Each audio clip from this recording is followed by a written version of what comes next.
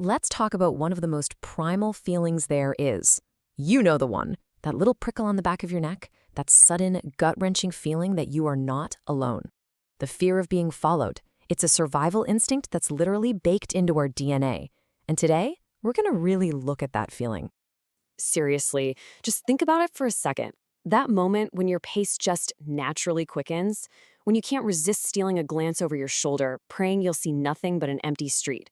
It is a deeply personal and absolutely terrifying experience, and it's exactly what we're diving into. So to do that, we're going to break down 3 harrowing real-life accounts.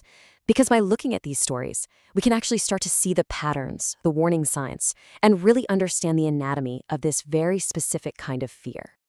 All right, our first case. This one takes us to St. Petersburg, Florida, back in 2017. And it all starts with what was supposed to be a simple night out that spirals into a desperate fight for survival. So the woman in the story, she was a total homebody. But after weeks and weeks of her coworkers, Jenna and Mira, bugging her, she finally agrees to go out. She's already feeling anxious about driving somewhere she doesn't know, but she does it. They end up at this packed club, and almost right away, her friends just wander off, leaving her totally by herself. A little while later, her coworker Jenna comes back with someone else and a round of drinks for everyone. Now, this is the crucial part. Trust, right? This is a coworker, someone she knows, so she takes the drink, doesn't even think twice about it. And that is the exact moment everything changes. It's not like the room is spinning, the way it does when you're drunk. She describes it as a thick, unsettling dread. Her brain immediately knows something is deeply, deeply wrong, even if she can't put her finger on it. Her fight or flight response just kicks into overdrive. And the next few hours, poof, a complete and total blank. The very first thing she clearly remembers after the club is sitting in her car, stopped at a red light. And then the unthinkable happens. There are 2 men at her window, and they are actively pulling her car door open. Now, her doors were set to auto-lock. They should not have been able to get in. The shock of that moment is just enough to cut through the drug's fog for her to react. She slams her foot on the gas and gets away, but then the memory is gone again. The next morning, she wakes up completely confused, disoriented, wondering, was that real? Was it just some crazy hallucination? She goes out to check her car, and the proof is undeniable. The entire plastic casing of her driver's side door handle is just gone, ripped clean off the car. It wasn't a dream. This was physical proof that someone had tried to drag her out of her own vehicle while she was drugged and completely vulnerable. When she finally gets a hold of her coworker Jenna on the phone, the horrifying truth just spills out in this casual, chilling admission. Jenna was in on it. It was all a setup. And the narrator? She was just collateral damage in some other sinister plan. So that first story really shows how danger can come from someone you trust. But our next one, this explores a threat that comes from a complete stranger. We're in a quiet coastal town, in a spot that feels safe and familiar to everyone who lives there. The sand dunes. See, during the day, these dunes are beautiful. It's a family spot, people are walking their dogs, but at night, the whole personality of the place just flips. It becomes pitch black, you can easily get lost, and it is completely, utterly isolated. And that's where a group of teenage scouts find themselves after dark.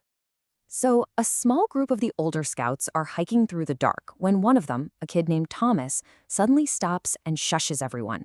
He heard something, a rustling in the bushes. And here's the thing, it was a completely still night. No wind, it's the very first sign that something is off. They kind of blow it off, but that little seed of unease has been planted.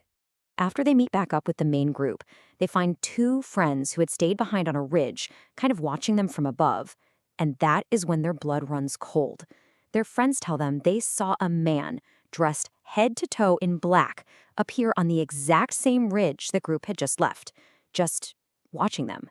He was literally retracing their steps, following their every move. Okay, let's just stop and think about this for a second. A man, by himself, dressed in all black, in the pitch black dunes, with no flashlight. I mean, come on. There is zero innocent explanation for why he would be there. It's a direct and calculated threat. As the entire group is now rushing back to safety, one of the younger kids just screams. They all whip around, and there he is again, on another ridge, still just watching them. But this time, one of the older scouts is sure he sees the glint of a knife in the man's hand. And that's it. Total panic erupts, and they all just run for their lives. Our final case is different. The threat doesn't just appear out of the dark. It comes from a familiar face. This is about a bartender and a regular customer whose obsession slowly builds into a terrifying chase. His name was Jared, and the red flags were there from the very beginning. He always came in alone, but not to watch the game like the other regulars. No, he came in to watch her. He would ask these really invasive, personal questions. And one night, when she politely turned him down, his whole demeanor just flipped. Instantly. The friendly mask just dropped. Later that same night, he confronts her on the street while she's walking home. He asks for her social media, and she lies, just says she doesn't use it. His response is absolutely chilling. He calls her out on the lie, which reveals he's been doing his homework. He knows things about her. This is a massive escalation. And what happens next is just this sick, twisted game. As she's walking home, he follows about half a block behind, perfectly mirroring her speed. She speeds up, he speeds up. She slows down, he slows down. See, he's not just following her. He's showing her that he's in total control. When she finally makes a run for her apartment building, he drops all pretense and just sprints right after her. She barely, and I mean barely, makes it inside her apartment and slams the door just as he hits the hallway. And then, wham, the full force of his body smashes into her door. The impact literally shakes the entire wall. He got into her secure building and is now physically trying to break into her home. Okay, so 3 different stories, 3 terrifying encounters. But they are not as random as they seem. There are clear, identifiable patterns of predatory behavior that connect every single one of them. So let's break it down. So what do a drug driver, a group of scouts in the dark, and a stalked bartender all have in common? How do these predators actually operate?